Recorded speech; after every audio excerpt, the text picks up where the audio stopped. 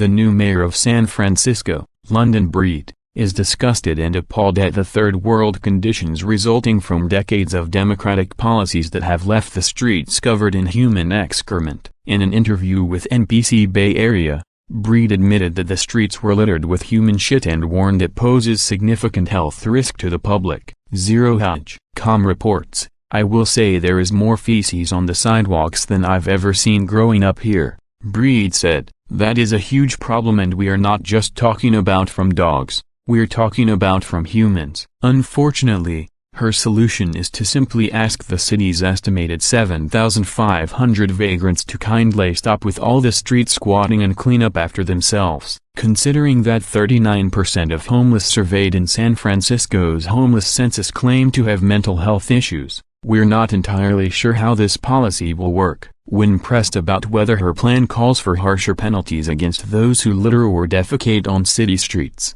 Breed said, "I didn't express anything about a penalty." Instead, the mayor said she has encouraged nonprofits to talk to their clients, who, unfortunately, were mostly responsible for the conditions of our streets.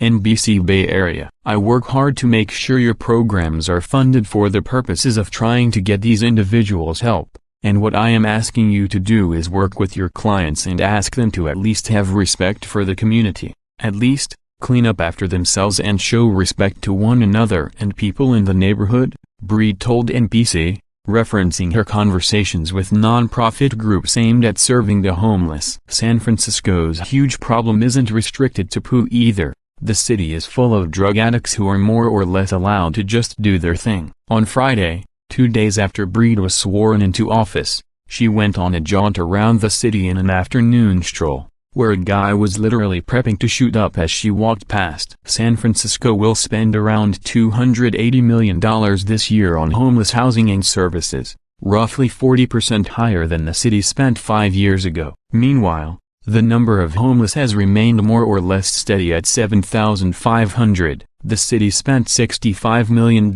in 2017 on street cleaning, and will boost that by $13 million over the next 2 years. "I don't think that the city is poorly spending what it already has," Breed said. "I spend a lot of time on Fillmore Street. I see the people who are part of a program, out there power washing. They're out there doing what they can to keep the community clean, almost every day, and then right after they leave, maybe an hour or two later, the place is filled with trash again." Over 16,000 feces complaints were logged with the city over a 7-day period at the beginning of July, according to a local website and app that lets residents report non-emergency services, reports Dan Lyman of News Wars. Many of the complaints also connect the fecal matter to vagrants and homeless encampments, a sight all too common now across California. Users can geotag the location in question, and also provide photos to support their claim. "Homeless encampment is blocking sidewalk and creates a health hazard.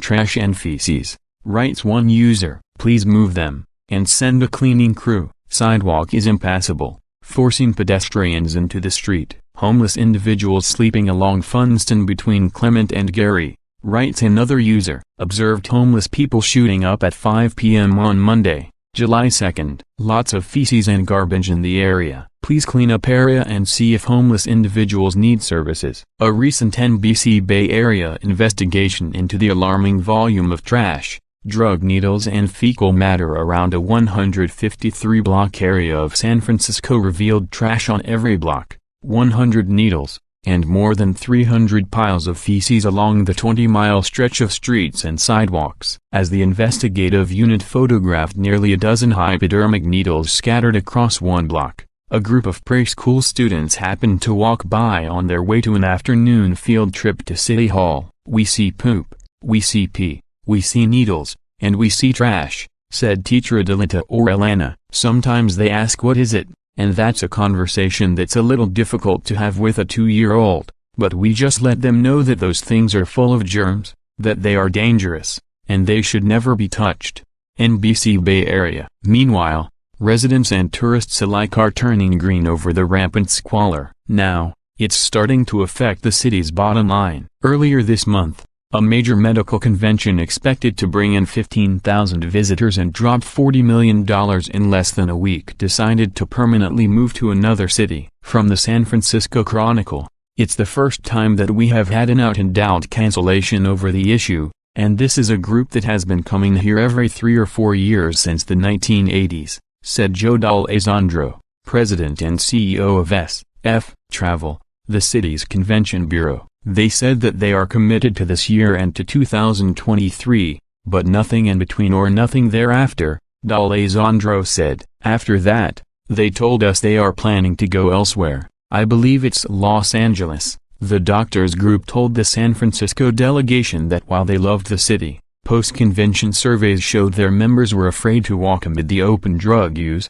threatening behavior and mental illness that are common on the streets. It's not hard to see why tourists would look for a nicer place to visit. The city is filled with homeless camps, open drug use in public areas, and petty crime. There were 31,000 thefts from vehicles reported in 2017, which works out to 85 per day. Garbage, drug needles, and human feces are ubiquitous sights and smells on the streets. The same week that the medical convention canceled, local news reported on a 20-pound bag of feces that was abandoned on the street. CBS affiliate Pix 5 ran a story on the convention complete with man-on-the-street interviews. The people they talked to aren't shocked by the decision.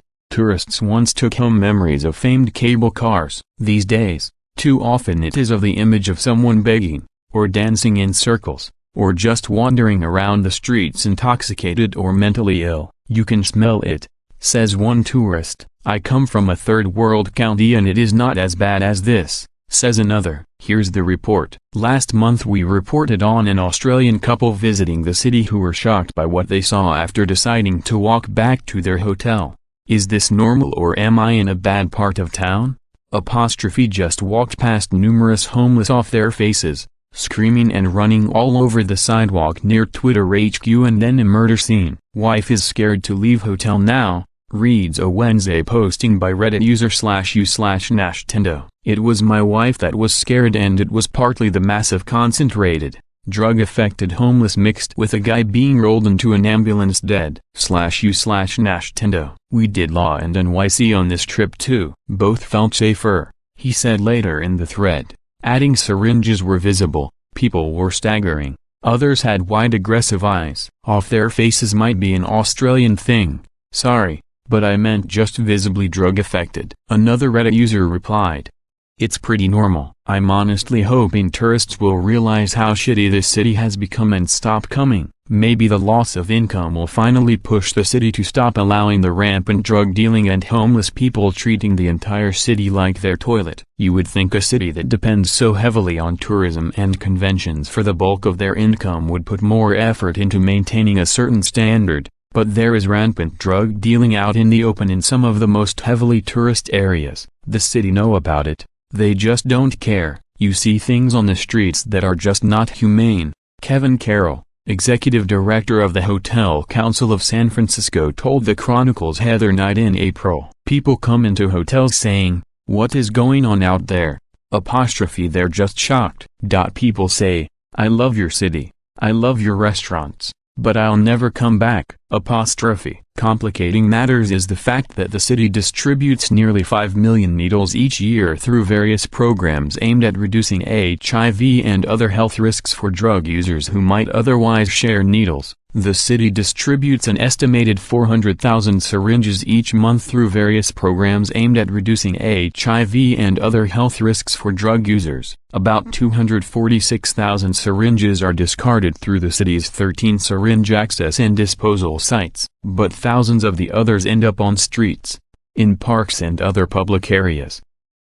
While syringes discarded in public areas have become a nationwide problem amid a growing opium crisis, the problem in population-dense San Francisco, about 50 square miles, is much more noticeable given the city's growing homeless population. Last year there were 9,500 requests by residents for needle pickups by the city. So far this year, there have been 3,700 requests. And again, Mayor Breed's new plan is to have non-profit homeless outreach organizations simply ask vagrants to stop, kindly refrain from evacuating their bowels in the street, something we're guessing the drug-addled segment of San Francisco's homeless population might not remember halfway through a bender. Breed is also planning to open a string of new safe drug injection sites, which would include booths where drug users can inject drugs, as well as so-called chill rooms where they can ride out their highs in a safe environment. While there's an amazing amount of support already in place for these kinds of facilities,